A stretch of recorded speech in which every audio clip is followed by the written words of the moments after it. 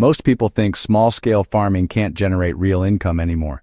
But there's a quiet truth many farmers discovered during retirement or career changes. The right animals on just 1 acre can create sustainable income and meaningful purpose. In this video, I'm sharing 5 profitable animals most 1-acre farmers completely overlook, including one that can generate over $10,000 annually with minimal investment. If you're thinking about self-sufficient living, supplemental retirement income, or leaving a productive legacy for your family, this channel is for you. I share practical farming and purposeful living ideas every week, and subscribing means you won't have to search through unreliable advice again. Proven strategies will just show up. Let's start with the one most people ignore. Animal number 1, Japanese quail. This one matters because it solves a quiet problem many small farmers face: wanting productive livestock without massive space or investment. And it starts generating income within 6 to 8 weeks. The reason Japanese quail work is simple. They respect the reality of limited space. A single acre can comfortably house 500 to 1,000 birds in rotating systems. They reach egg-laying maturity in 6 weeks and meat harvest in 5 weeks. It doesn't depend on perfect conditions or years of experience. It works even for complete beginners. To start, all you need is a 4 by 8 foot brooder setup and 50 birds from a local hatchery. If you have $200 to $300, you're ready. What you're doing is simply providing clean water, quality game bird feed, and collecting eggs daily. No complex rotations, no overthinking. To keep it going, focus on just one thing. Maintain consistent temperature in the first 3 weeks. That's enough. Over time, this doesn't just improve your income stream, it changes how retirement feels. Fresh eggs for family, healthy meat production. A rare sense of productivity that comes from stewarding life. Less worry about grocery costs. The math works beautifully. Quail eggs sell for $3 to $6 per dozen at farmers markets. Meat birds bring $4 to $7 each to restaurants. With just 200 birds in rotation, you're looking at $500 to $1,000 monthly once established. The beauty is the speed. Unlike chickens that take 20 weeks to mature, quail turn investment into income in under 2 months. For retirees managing fixed budgets, this timeline matters. You're not waiting half a year to see if your farm investment works. A small thing that makes this easier is hatching your own replacements after the first cycle. You don't need it, but it eliminates ongoing chick costs and turns your operation truly self-sufficient. Many successful quail farmers start small, prove the concept to themselves and their family, then scale gradually. There's no pressure to go big immediately. This is about building something steady and sustainable that respects your energy level and available time. Animal number 2, Nigerian dwarf goats. This matters because it addresses something many retirees miss: creating sustainable family value while staying physically active, without needing industrial-scale equipment or constant heavy lifting. Nigerian dwarf goats work because they're scaled for real life. They produce high butterfat milk perfect for artisan cheese and soap, products commanding $8 to $15 per pound. At just 75 pounds, they're manageable for seniors. 1 acre can support 8 to 10 goats comfortably with rotational browsing. They're affectionate, trainable, and create genuine connection in ways that larger livestock simply can't. To start, you need secure fencing, a basic shelter, and 2 bred does from a reputable breeder. If you have $1,000 to $1,500, you're ready. What you're simply doing is twice daily milking, rotational browsing, and basic hoof trimming every 6 to 8 weeks. No pharmaceutical interventions if you maintain healthy practices through proper nutrition and stress-free environments. To keep it going, focus on one thing: consistent mineral supplementation and parasite monitoring. That's enough. Over time, this doesn't just provide healthy dairy products, it changes how you engage with your land. Grandchildren learn animal husbandry through hands-on experience. You build a rare, self-sufficient skill that few Americans still possess. Your freezer fills with artisan cheese worth more than anything at the grocery store. A quiet confidence grows from knowing you can provide for your family. The financial model is compelling. A healthy Nigerian dwarf doe produces 2 to 4 pounds of milk daily. That translates to $200 to $400 monthly in artisan cheese, soap, or raw milk sales where legal. Kids sell for $150 to $400 each, and quality does produce twins or triplets annually. Many small dairy operations find their sweet spot at 6 milking does, generating $1,200 to $2,000 monthly while remaining completely manageable for 1 or 2 people. The lifestyle fits retirement beautifully. Morning and evening milking creates healthy routine and light physical activity. The work keeps you moving without being backbreaking. And there's something deeply satisfying about transforming your property into a productive homestead that feeds family and generates income. A detail that makes this easier is raising wethers, castrated males, separately for meat production.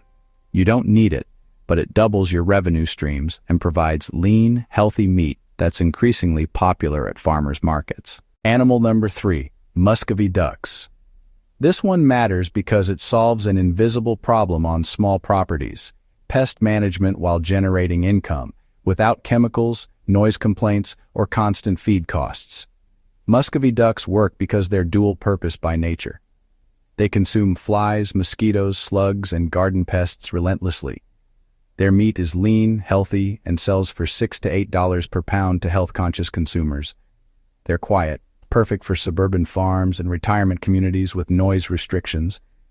They're disease-resistant and require minimal veterinary intervention. 1 acre supports 20 to 30 ducks with natural foraging supplemented by basic grain. To start, all you need is a predator-proof coop, water access for bathing, and 6 ducklings from a farm supply store. If you have $150 to $200, you're ready. What you're doing is simply letting them free range during daylight hours and providing supplemental grain in evening. No complex schedules, no overthinking breeding programs. To keep it going, focus on one thing: secure nighttime housing and clean water. That's enough. Over time, this doesn't just reduce your pest problems, it transforms your property maintenance completely. Healthier gardens without chemical sprays your grandchildren might touch. Productive birds that almost feed themselves on bugs and vegetation. Income from both eggs and premium meat sales. The satisfaction of raising something truly self-sufficient that improves your land while earning money. The economics surprise most people. Muscovy ducks naturally control insect populations that would otherwise require expensive treatments. You're saving money while they grow. Breeding females produce 20 to 30 large eggs per clutch, and drakes reach market weight of 10 to 12 pounds in 16 weeks. At current prices, that's $60 to $90 per processed bird sold to restaurants or direct to consumers. Many small farms run 20 hens and find themselves with steady income from both hatching eggs sold to other farmers and meat sales to local restaurants seeking unusual, high-quality protein. The birds practically raise themselves once you establish basic infrastructure. A small thing that enhances this is establishing a small pond or kiddie pool system. You don't need it, but it improves breeding success and duck health significantly. Muscovies are exceptional mothers, often hatching and raising their own young with zero intervention, which means your flock grows naturally without incubator costs. If you're finding this valuable, give it a like. It helps YouTube share this with other farmers and families who need practical guidance. And I'm genuinely curious, are you currently farming on limited acreage, or are you planning to start? And which animal are you most interested in trying? Drop your thoughts in the comments. I actually read them and often respond with specific advice for your situation. Animal number 4, meat rabbits. This matters because it provides something increasingly rare: high-quality, lean protein production with almost zero noise, smell, or neighbor complaints, making it ideal for suburban properties or retirement communities with strict regulations. Meat rabbits work because the math is extraordinary. 1 breeding pair produces 50 to 70 pounds of meat annually. Processing age is just 10 to 12 weeks, meaning rapid turnover and quick return on investment. Feed conversion is 4 to 1. Better than chicken, far better than cattle. And there's a hidden profit most people miss. Rabbit manure sells to organic gardeners for $20 to $40 per bag because it's one of the few manures that can go directly on plants without composting. 1 acre can support 50-plus rabbits in colony or hutch systems depending on your management style. To start, you need 3 does, 1 buck, and basic wire hutches or a colony setup. If you have $300 to $400, you're ready. What you're simply doing is providing quality pellets, fresh water, and monitoring breeding cycles every 31 days. No antibiotics needed with proper management in clean conditions. To keep it going, focus on one thing: weekly health checks and clean living conditions. That's enough. Over time, this doesn't just fill your freezer with healthy meat. It creates unexpected peace of mind for your family. You know exactly what your family is eating. No mystery ingredients, no questionable processing. Veterinary costs are minimal because rabbits are remarkably hardy with basic care. The system scales perfectly with your energy level. Start with 3 does, expand only when comfortable. A rare independence develops from knowing you can feed your family regardless of grocery store prices or supply chain disruptions. The financial model works beautifully for fixed incomes. Processed rabbit sells for $8 to $12 per pound to health-conscious consumers and high-end restaurants. Many small operations target breeding stock sales instead. Quality breeding rabbits bring $40 to $100 each. With 30 breeding does in rotation, you're producing 600 to 900 fryers annually. Even selling half as meat and half as breeding stock, that's substantial supplemental income. The work is quiet and meditative, perfect for mornings before heat arrives. Many retirees find the routine calming rather than burdensome. A detail that smooths this process is using stacking wire hutches with collection trays underneath. You don't need it, but it reduces daily cleaning time significantly and makes manure collection effortless for that additional revenue stream. Animal 5. Heritage breed chickens. This one matters most for the long term because it preserves something irreplaceable: rare genetics and family food security, while creating steady income that can pass to the next generation. Heritage chickens work because they're designed for sustainability, not industrial production. Breeds like Dominiques, Buckeyes, and Chanticleers thrive on pasture, raise their own chicks naturally, and live 8 to 10 years instead of burning out after 2. Hatching eggs sell for $3 to $8 each to conservationists and hobby farmers nationwide. Breeding stock commands $50 to $150 per bird, sometimes more for rare varieties. 1 acre supports 100 to 150 birds in rotational paddocks using mobile coops. To start, you need a mobile coop, electric poultry netting for predator protection, and 12 to 15 birds from a heritage breeder, not a hatchery. If you have $600 to $800, you're ready. What you're doing is rotating paddocks weekly for fresh forage, collecting eggs, and allowing natural breeding.